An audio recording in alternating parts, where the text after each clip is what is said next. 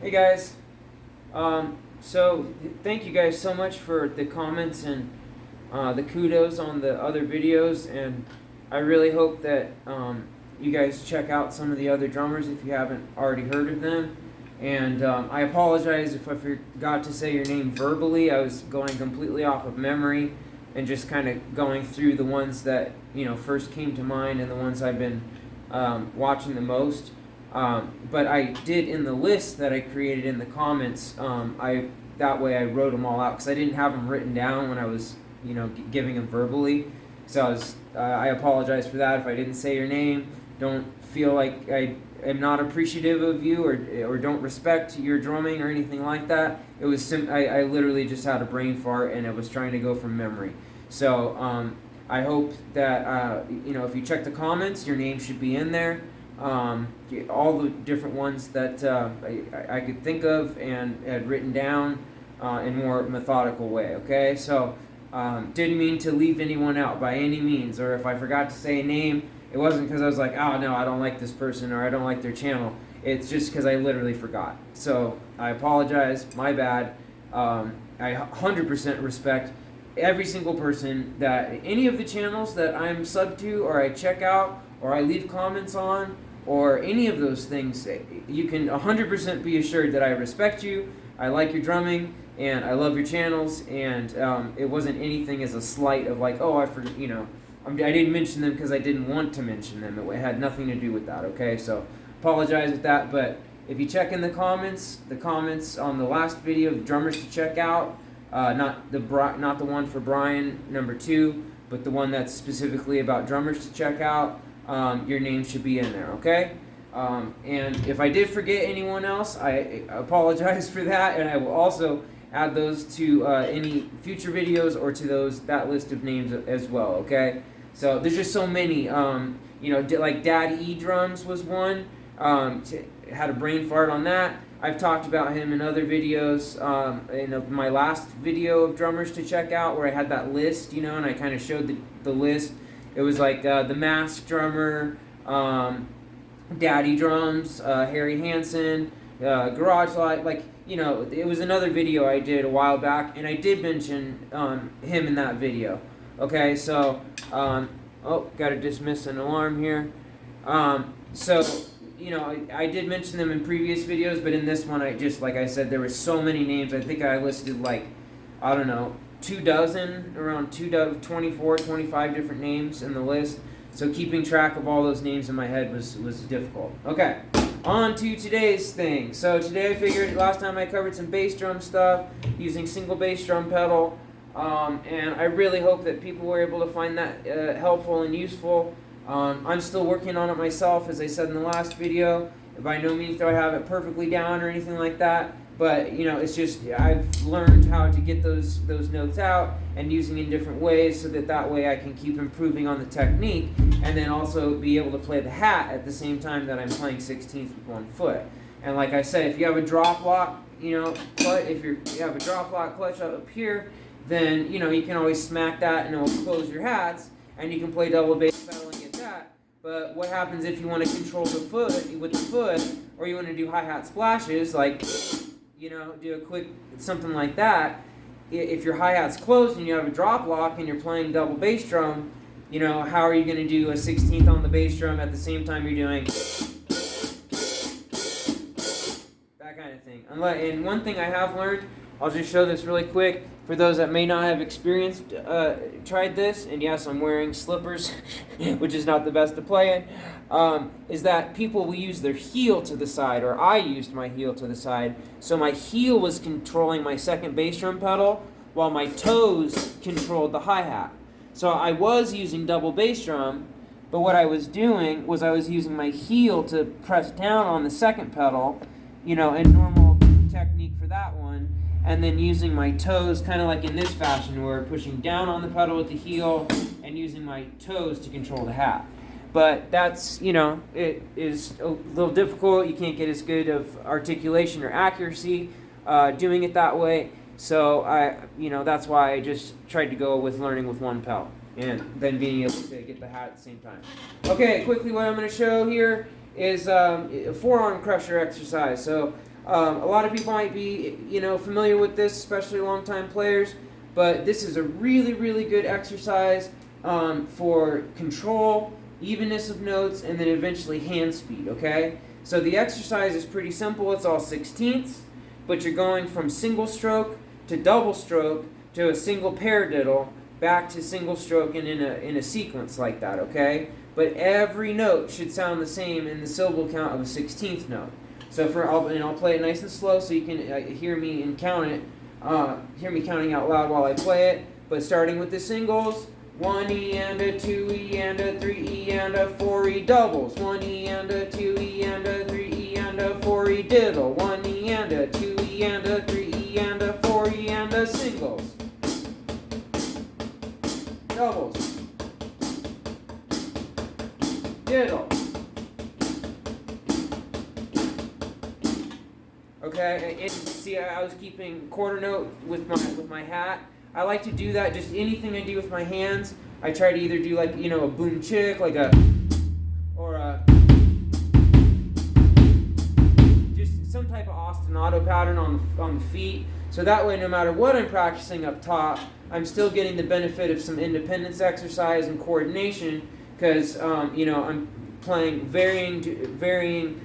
Not note values, but varying rudiments playing the same note values with keeping time on the hat, okay? And then eventually you want to just speed it up. 1E and a 2E and a 3E and a 4E and a 1E and a 2E and a 3E and a 4E and a 1E and a 2E and a 3E and a 4E and a... Okay, so that kind of thing.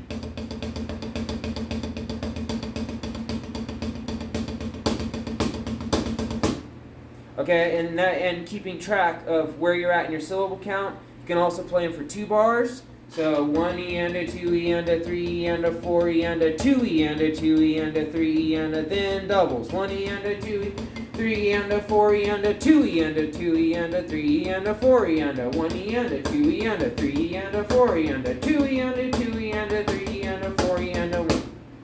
Okay, so that's the forearm crusher, and then eventually you'll just get fast with it. That kind of thing. And practicing your doubles. And that's one thing I should really mention. Open stroke the whole time, okay? So you try to start doing your closed strokes with, and especially when you get to the diddle, a lot of times you'll accidentally play more of a drag figure or like a ghost kind of phrasing rather than a nice.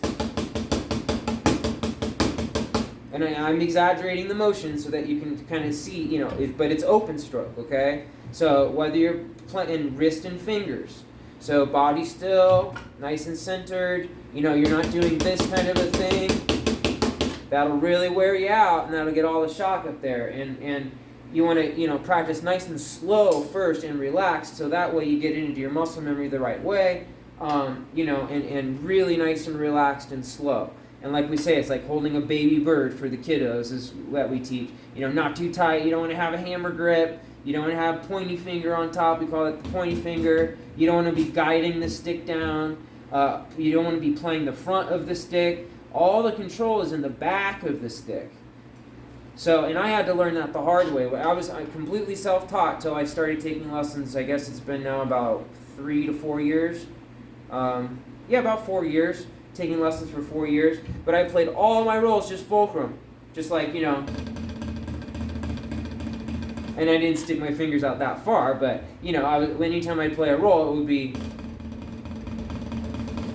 where, I'm just playing only with my front finger, and I had, to learn the hard way, I'm not doing that, and I was kind of called out for it because it was just this unconscious thing I was doing because I was self-taught, and just trying to copy the sounds that I heard, right? But not really knowing, this is the anatomical reason of why you need to play it this way. You'll be able to play faster, you'll have more control, and this muscle is actually very, very strong muscle, your pinky muscle, because then so even if I don't hold the front fingers, any little movement you put from your wrist will translate directly into the stick because you're anchored down right there, right at the joint, that kind of thing. Okay, and so what I did to fix that issue was my mentor, Russell Bizet, he helped me do practice with the Weckl grip. Okay, the Weckl grip is where you're taking your front finger away and your fulcrum becomes more of in between your front two fingers. So it's kind of, it's not like you're pinching in the front, you know. You want to have a nice little space in there, you know. You want to be able to play with your fingers and have a nice space in there. And this finger is just kind of dangling to the side, okay? But what that allows for is that you can flick the stick way further back. If you're pinched here, so see, I can bring it about 12 o'clock, but see, I'm pinching in the front, so I can only bring the stick so high. Take that front finger away, all of a sudden you can do this. So parallel with your arm. So big difference between pinching here and having a tight grip and using all wrist, that kind of thing, versus using fingers and a loose grip and letting that stick flex. So like the holding the baby bird, not too tight, but not so loose that it flies out of your hand, okay? And I know it's kind of childish or you know, cliche or whatever, but you know, kiddos understand it easily, and you know, it makes a lot of sense. So you know, you want to have it so that you're kind of cradling it in that sense. So no matter what technique you're using, all fingers. You know, you don't want to be leaving your pinkies out the back and that kind of a thing. Using all fingers, and then wrist and finger motion for everything. So when it comes to your doubles, it's also very good to try to accent the second note. Not the first note, but the second note. Because when you go faster, they'll kind of sound, it's just a natural thing where the first note will be a little bit louder dynamically than the second. If you play like that. Now, if you try to focus on playing more of a drag down, you know, like a staccato legato, basically, if you think about it that way. But you're kind of dragging the stick up and then whipping it down on the second one. So see how the second note is louder that way? So if you practice your doubles that way,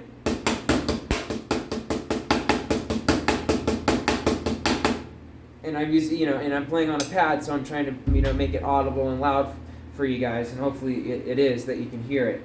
But if you practice your doubles with more of a,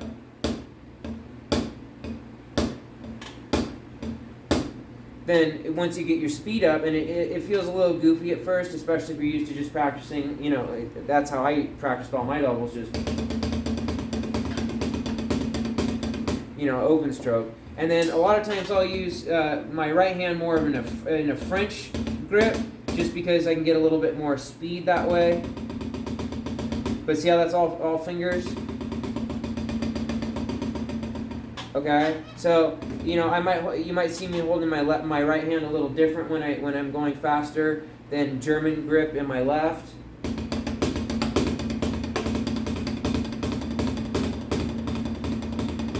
So see how this hand, where my palms kind of face towards you, and this one my palms face down. So, you know, but whatever feels most comfortable, but it is really important to have that little gap in there. And if you have a problem with using all of your fingers, the Weckel grip will fix that instantly, because it forces you to use your back three fingers. So using the Weckel grip, you know, if you're pinching on the front, tight grip, you know, the shock's going to go in, your notes are going to sound a little more staggered and not so clean. If you're doing the bouncing of the ball motion, all the shock goes into the stick, not your hand.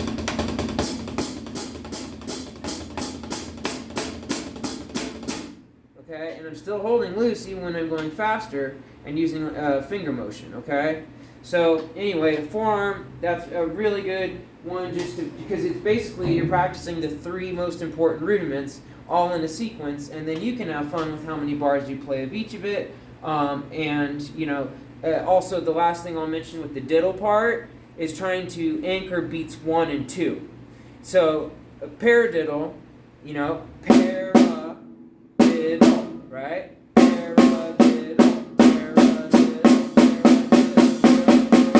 So that's why they call it paradiddle, right? But if you're counting it in 2/4, you're counting 1 beat and 2 beat and 1 beat and 2 beat and. So that's what I mean about anchoring around beats 1 and 2.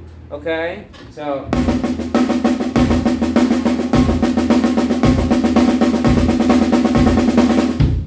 And see how I started playing.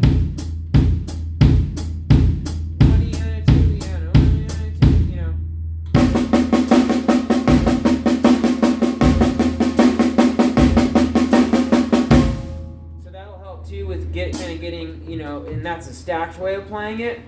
But the whole point of all of these and getting your rudiments is so then you can have fun with it with drum fills and playing it in grooves. So paradiddle groove is a really cool little groove.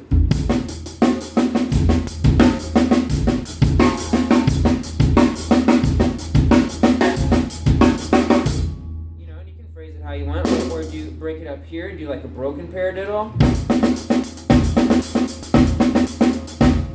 That kind of thing. You know, it's all sorts of different ideas that you can use with it, and then use it as a fill.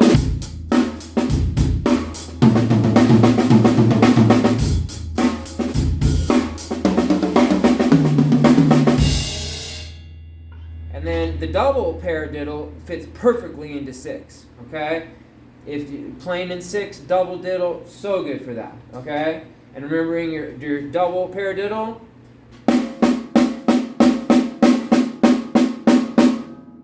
Right, left, right, left, right, right, left, right, left, right, left.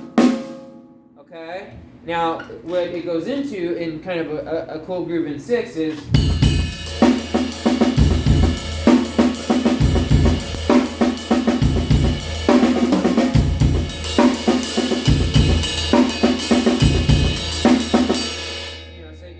you can have fun playing with it like that, kind of jazz context, or you know, even putting it on the hi-hat.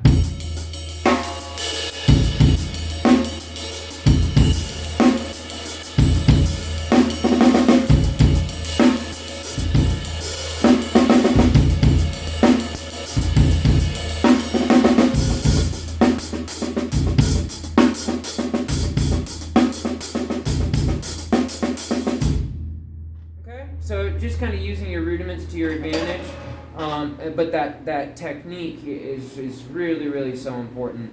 And I know that a lot of people know about, you know, we call it the Forearm Crusher because it takes, you know, quite a bit of developing those muscles and wrist and finger control. But you want to make sure that you're using that nice, we call it bouncing of the ball motion. So it really is that, you know, you're not guiding the front of the stick down. You're not using your arm. You're not using your arm, you know, unless you're trying to do a power stroke on everything. But you're using that bouncing the ball motion. So see how it's just, I mean, it's a very easy motion to where that way the stick's doing all the work for you.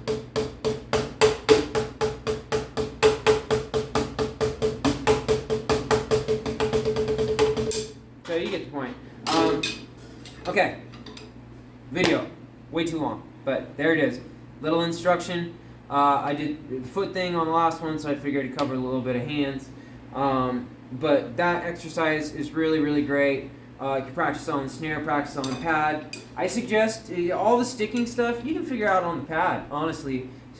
What I do usually when I'm drinking my coffee in the morning, put this on my lap, and if I don't have my kit, I just stomp on the ground. You know, so you know if I need to practice a pattern. So I'll just stomp on the ground for any of my beats, and we do like a 1 and 2 and 3 and 4. Bass, snare, bass, bass, snare. 1, 2, 3, 4. 1, 2, 3, 4. 1 and 2 and 3 and 4. And 1 and 2 and 3 and 4. That kind of thing, okay? So, and then you can have fun just kind of, you know, making up your own stuff too, or practicing, you know, your drags and that kind of stuff.